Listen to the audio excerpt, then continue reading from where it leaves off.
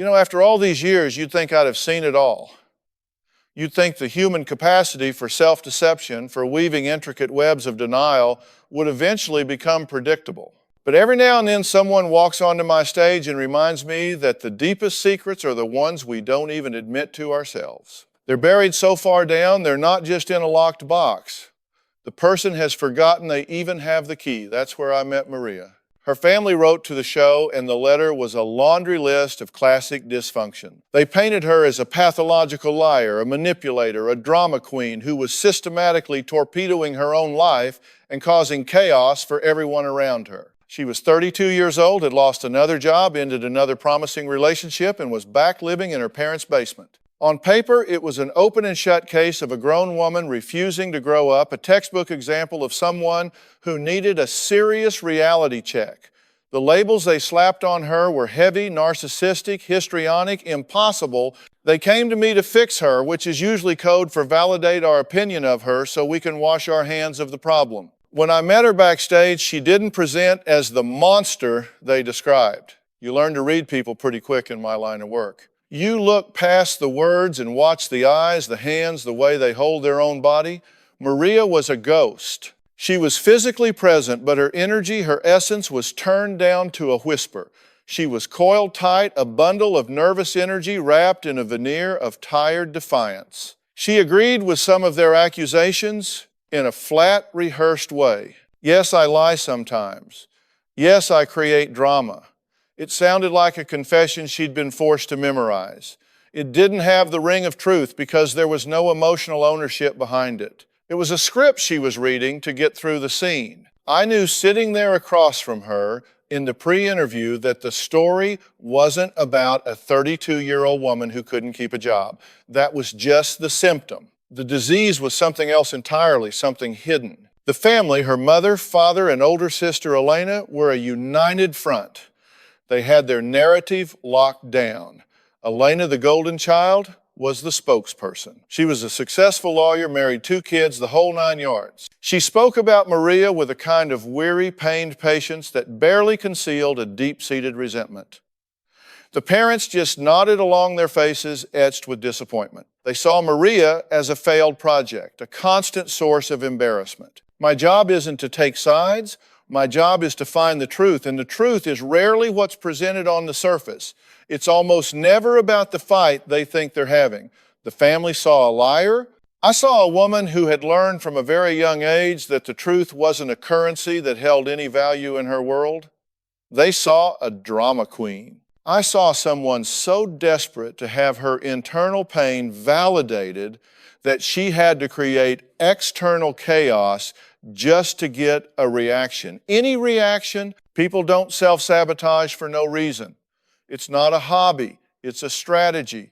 It's a way to control the crash landing when you're convinced the plane is going down anyway. The question I had to answer wasn't what Maria was doing, but why? What was the payoff? What was she getting out of blowing up her own life? Because believe me, there's always a payoff. The behavior has to serve a function or it wouldn't exist. Before the camera started rolling, I told my staff, this isn't about her lying. This is about what she's protecting. I could feel it in my gut. This woman was carrying a weight so heavy, it was crushing the life out of her, and she had probably been carrying it for so long she didn't even recognize it as a burden anymore.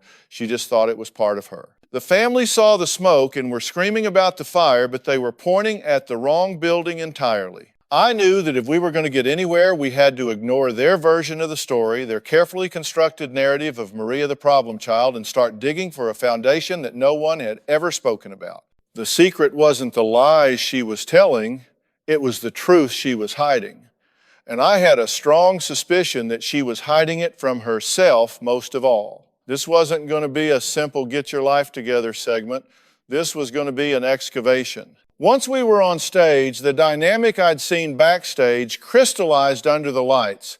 Elena took the lead just as I expected. She was poised, articulate, and had a timeline of Maria's failures that she laid out with the precision of a prosecutor. She talked about the time Maria claimed she had a new job and it turned out she'd been fired weeks earlier. She talked about Maria borrowing money for a security deposit that was really used for something else. Each story was delivered with a heavy sigh, a performance of long-suffering sisterhood. The parents, John and Sophia, sat beside her, a Greek chorus of silent, nodding disapproval. They'd look at Maria, then at me, then at the floor, their expressions a mixture of shame and exhaustion. Maria, on her end, was a fortress. She sat slumped in her chair, arms crossed, a defiant scowl on her face. Her answers were clipped. I don't remember. That's not how it happened. You're twisting everything. It was a classic Stonewall. When you see that level of resistance, you know it's not about the specific accusations anymore. It's about survival. She had built these walls so high and so thick that nothing could get in, but the tragedy was she couldn't get out either. She was a prisoner of her own defense mechanisms. I let them play out their script for a while. I needed to see the pattern in action. I watched Elena attack the parents, support, and Maria deflect. It was a well-rehearsed dance, a toxic family ballet they had been performing for years. Elena would land a point, her parents would murmur in agreement, and Maria would lash out or shut down. Classic. After letting them demonstrate the problem, I stepped in. Hold on a second, I said, turning to Elena. You've given me a very detailed list of Maria's transgressions. It's impressive. But let me ask you this, what's your payoff in being the family historian of all her screw-ups? That stopped her cold. You could see the flicker of confusion in her eyes. Payoff, there's no payoff. It's painful. I'm trying to help her. Are you, I ask? Or are you solidifying your role as the good daughter, the successful one, by constantly highlighting her role as the bad one? In every family system, people take on roles. She's the screw-up. What does that make you? The air on the stage got thick. John the father shifted uncomfortably.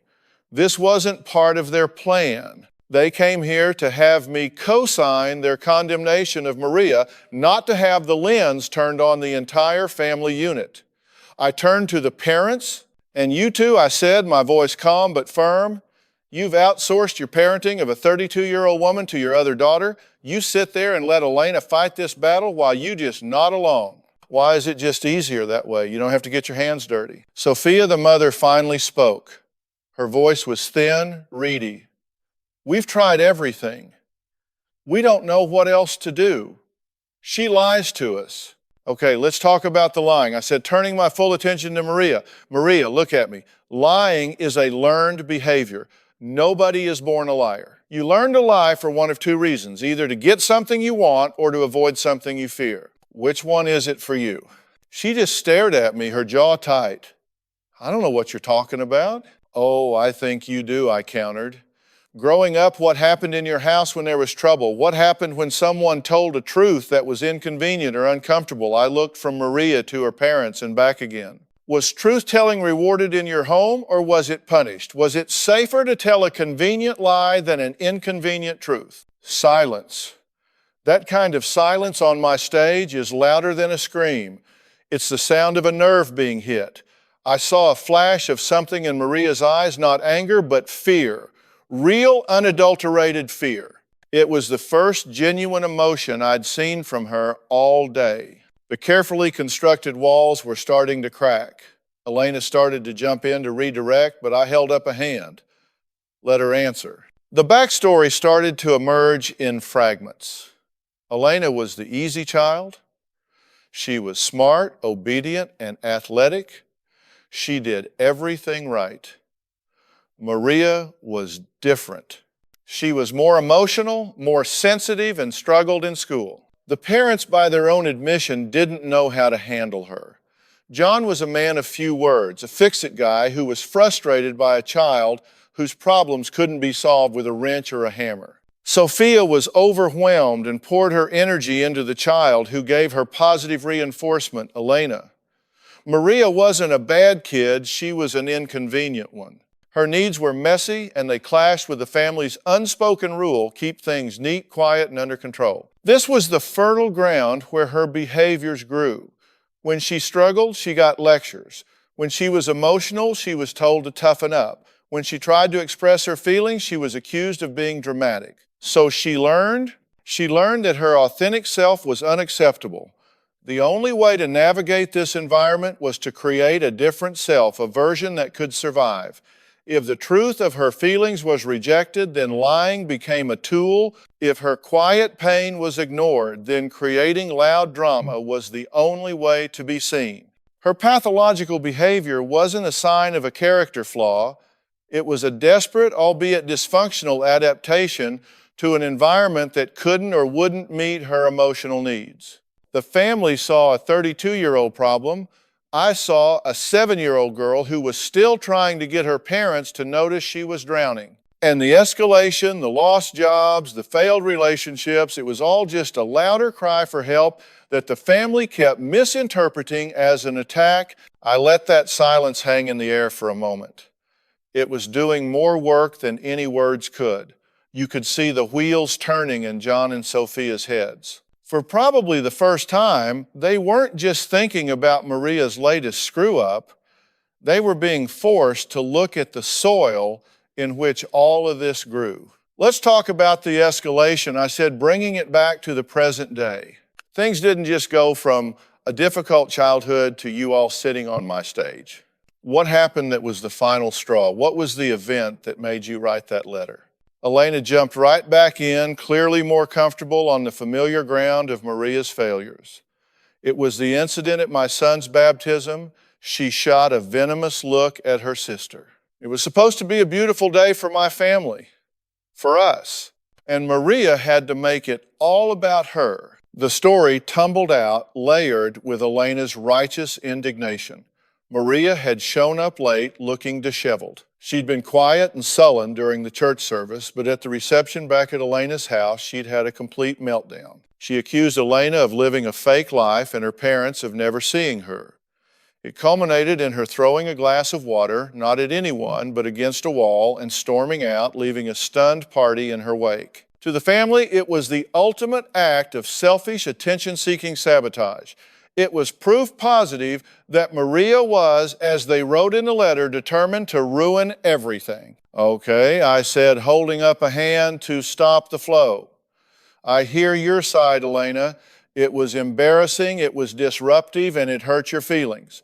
I get that. I turned to Maria, who was staring at her hands in her lap, looking smaller than ever. Maria, what was going on with you that day? People don't just detonate for no reason. What was the trigger? I don't know, she mumbled. I just couldn't take it anymore. Couldn't take what anymore? I pressed gently. Help me understand.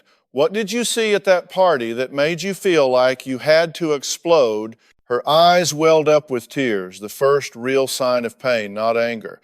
Everyone, they were all so perfect, she whispered. Elena has the perfect husband, the perfect kids, the perfect house. And my parents just looked at her with these shiny eyes, like she was the sun. And when they looked at me, it was nothing. It was like looking at a ghost or a stain on the carpet they wish they could get out. Now, we were getting somewhere. This wasn't an attack. It was a howl of pain. It was the desperate cry of the invisible child, now an invisible woman, who was screaming, look at me, see that I am hurting. Throwing that glass of water wasn't an act of aggression against them. It was an attempt to make a sound loud enough to prove she existed. I looked at her parents. Did you hear what she just said? She feels like a ghost in her own family. She's screaming for your attention, and you're hearing it as an insult. John the father finally found his voice, and it was filled with a gruff defensiveness. What are we supposed to do? Cheer for her when she loses another job? Throw a party when her boyfriend dumps her? We've given her everything. Have you, I challenged? You've given her a place to live, maybe some money. Have you given her validation? Have you ever once sat down with her when she was in pain and said, I see you're hurting? It doesn't matter why. I'm just here with you, or do you jump straight to, what did you do wrong this time? And how are you going to fix this? The truth of it landed hard. I could see it on their faces. Their entire relationship with Maria was transactional and corrective. It was never about connection. It was about management, managing her problems, her drama, her failures. This dynamic had been escalating for years.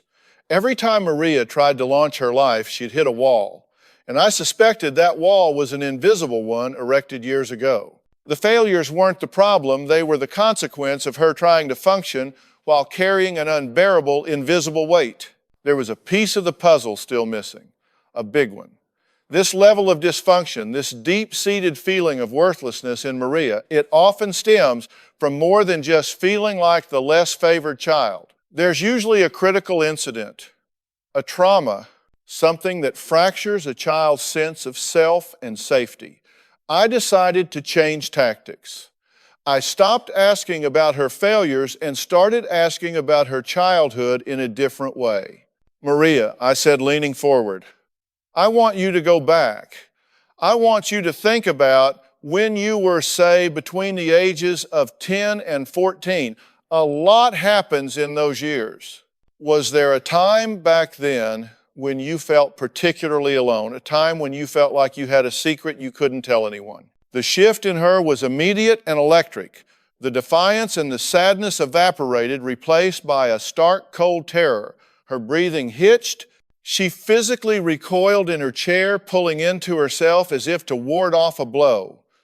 It was the reaction of a cornered animal.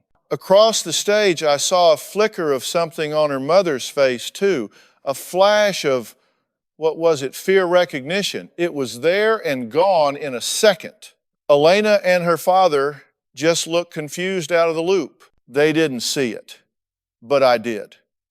We weren't just digging anymore. We had hit something solid. We had hit the lid of the box.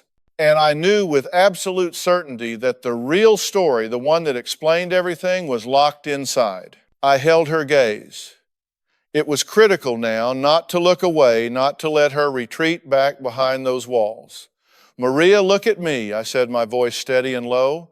You just went somewhere else. Your body is right here on this stage, but your mind just went back to a time and a place that terrifies you. What is it? What happened back then that you've never been able to talk about? She started shaking her head, a silent, frantic no. Tears were streaming down her face now, but she wasn't making a sound. It was a silent scream. I can't, she mouthed. Yes, you can, I said firmly, but not harshly.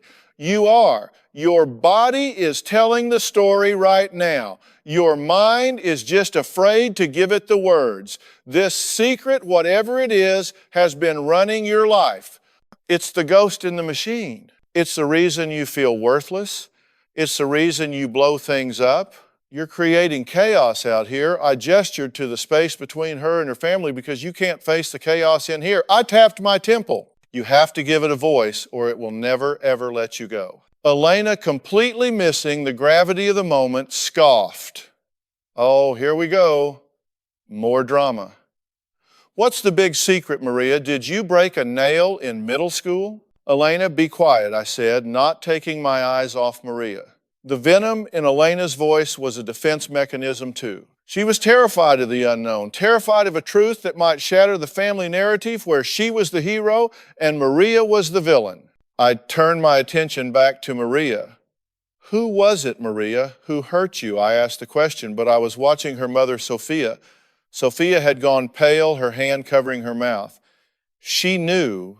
Whatever this was, she knew, or at least she suspected. Her denial was part of the secret. It felt like an eternity passed in that studio. The only sound was Maria's ragged breathing. Then in a voice so small it was barely a whisper, she said it, Uncle Leo. The name dropped into the silence like a stone. John and Elena looked utterly bewildered. Uncle Leo, John repeated, confused, my brother, what about him? But Sophia didn't look confused. She looked destroyed. She closed her eyes and a single tear traced a path down her cheek. She knew. I kept my focus on Maria anchoring her. What did Uncle Leo do, Maria? The story came out in broken, painful pieces. It wasn't one incident, it was a period of time when she was 12, 13. Uncle Leo was the fun uncle. He'd babysit when the parents went out, he'd bring her gifts, and he'd do things he shouldn't. It started with games that made her feel uncomfortable, and it escalated. He told her it was their special secret that if she told anyone, she'd get in trouble. She'd break the family apart. It would be her fault. And there it was, the foundational lie that had shaped her entire existence. It's your fault. You are the source of the trouble. Your truth is dangerous. She had carried that toxic shame, that horrible burden alone for 20 years. Her lying wasn't pathological.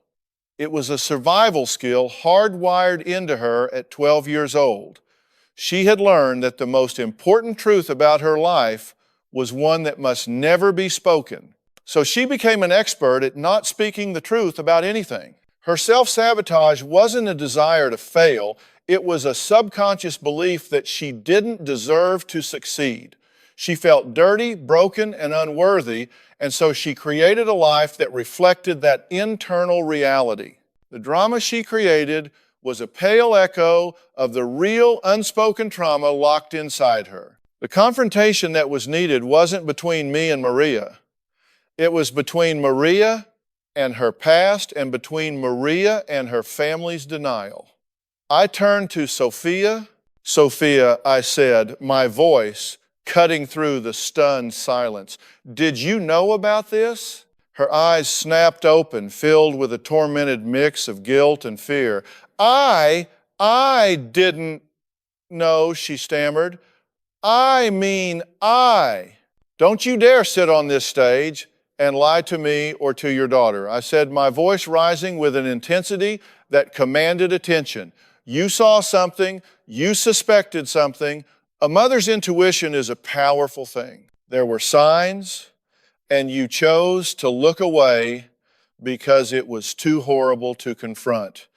Your brother-in-law, it was easier to believe your daughter was difficult or dramatic than to face the monster in your own family, wasn't it? Sophia broke down sobbing uncontrollably. He was my husband's brother. What was I supposed to do? You were supposed to protect your child, I thundered. That's the only job that matters. Your first and only loyalty is to that little girl who was counting on you. John, the father, looked like he'd been poleaxed. He was staring at his wife, then at Maria, the dots connecting in his head with agonizing slowness. Leo, my brother, did this. The betrayal and horror washed over his face. He wasn't just learning about his daughter's trauma. He was learning about his wife's complicity and his own blindness. Elena was just silent. The smug, prosecutorial demeanor was gone, replaced by a look of pale, wide-eyed shock. Her entire worldview, the foundation of her identity as the good daughter, had just been dynamited. Her sister wasn't a screw-up. She was a survivor. This was the breakthrough, not the quiet, tearful kind. This was a seismic event, a shattering of the lies the entire family had built their lives upon. For the first time, the secret was out in the open, raw and bleeding on the stage. And now the real work could begin. That moment on stage was one of the rawest I've ever witnessed. The carefully constructed family narrative didn't just crack, it vaporized. You had John the father grappling with a dual betrayal from his brother, who he loved, and from his wife, who had kept a devastating secret, or at least her suspicions locked away. His whole world was tilting on its axis. He was a simple man, a man who believed in family, loyalty, and order. This was chaos. This was a horror story invading his reality, and he looked completely lost adrift in the wreckage. Then you had Elena. Her entire identity was predicated on being the competent, successful good one, defined in direct opposition to Maria, the bad one. In that instant, she wasn't the long-suffering sister of a drama queen anymore. She was a sister of a victim, a survivor of unimaginable trauma. Every complaint she had ever leveled against Maria, the drama, the lying, the attention-seeking, was now cast in a sickening new light. It wasn't malice, it was pain. It wasn't a character flaw, it was a symptom of a wound that had been festering for 2 decades.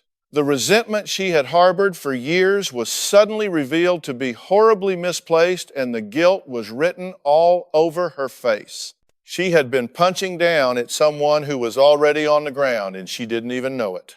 And Sophia, the mother, Her breakdown was one of complete and utter shame.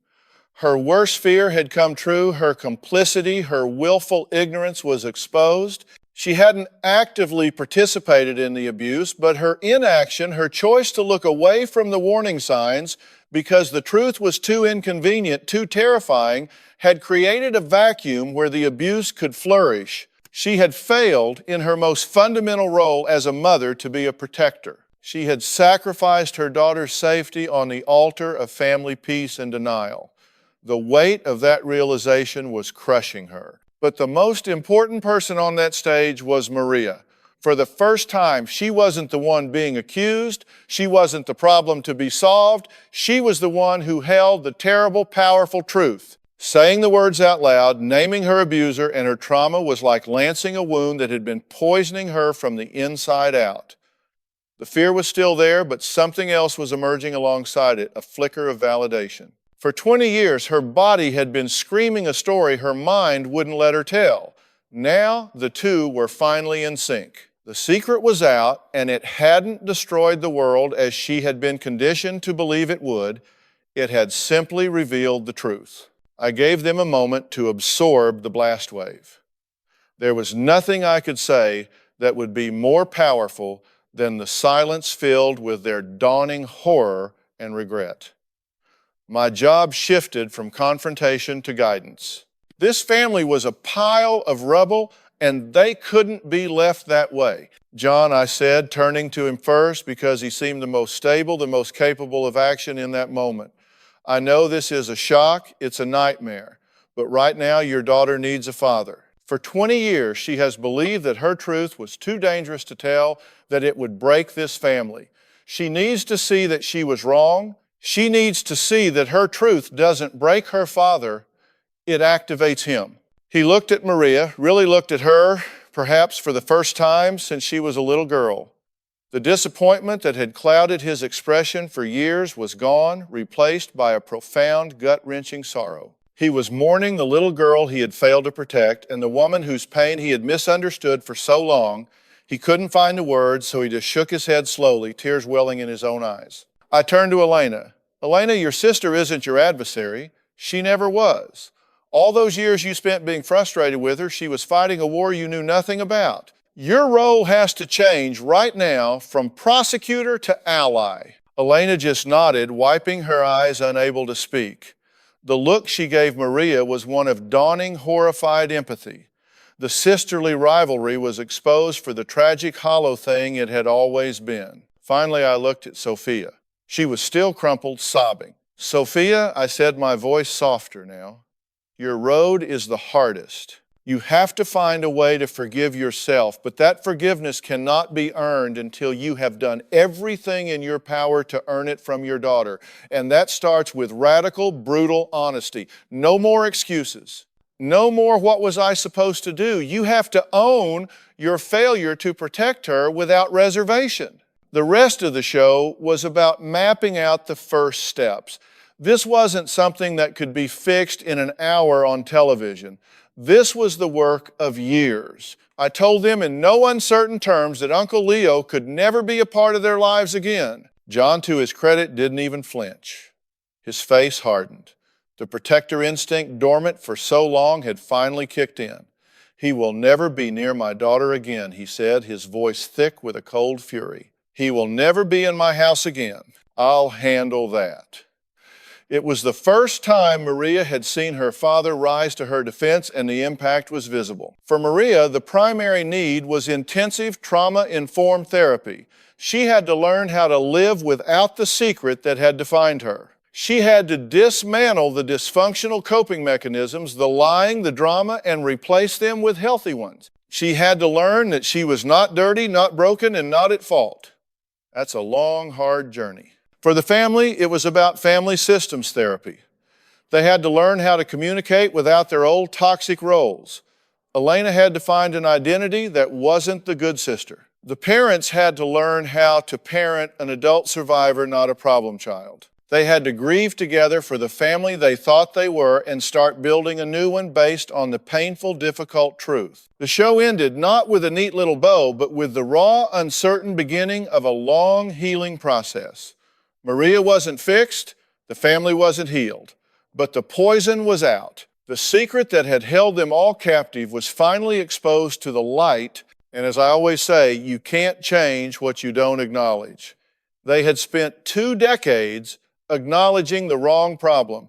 Now, for the first time, they were all standing at the real starting line. The outcome of a story like Maria's is never written on the day the cameras stop rolling.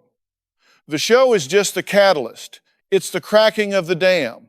The real work is managing the flood that follows.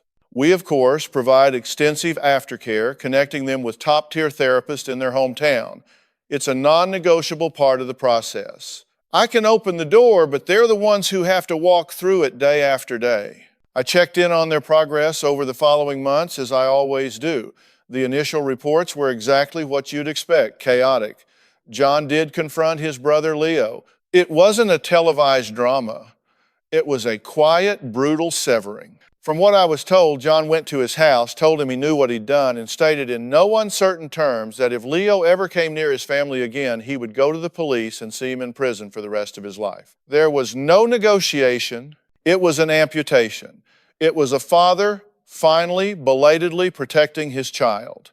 That act was a critical first step in rebuilding a bridge to Maria. It was a concrete demonstration that her truth didn't destroy him. It empowered him to do the right thing. Maria's journey was painstaking. For the first few weeks of therapy, she could barely speak about the abuse.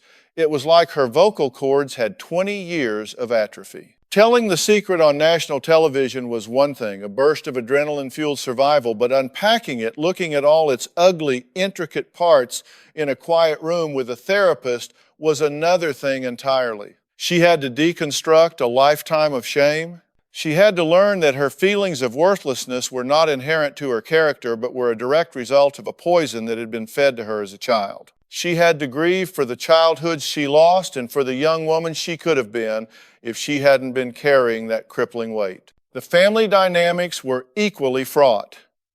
Sophia and Maria's relationship was the most damaged. Sophia's guilt was so overwhelming that she initially tried to overcompensate, smothering Maria with apologies and frantic attempts to fix things. But Maria wasn't ready for that. She was angry. She had a right to be angry. Part of her healing was allowing herself to feel that rage. Rage at Leo for what he did, and rage at her mother for what she didn't do. Their joint therapy sessions were, I'm told, volatile. Sophia had to learn to sit in the fire of her daughter's anger without defending herself, without making it about her own pain. She had to learn to simply absorb it and validate it, to say, you are right to be this angry with me.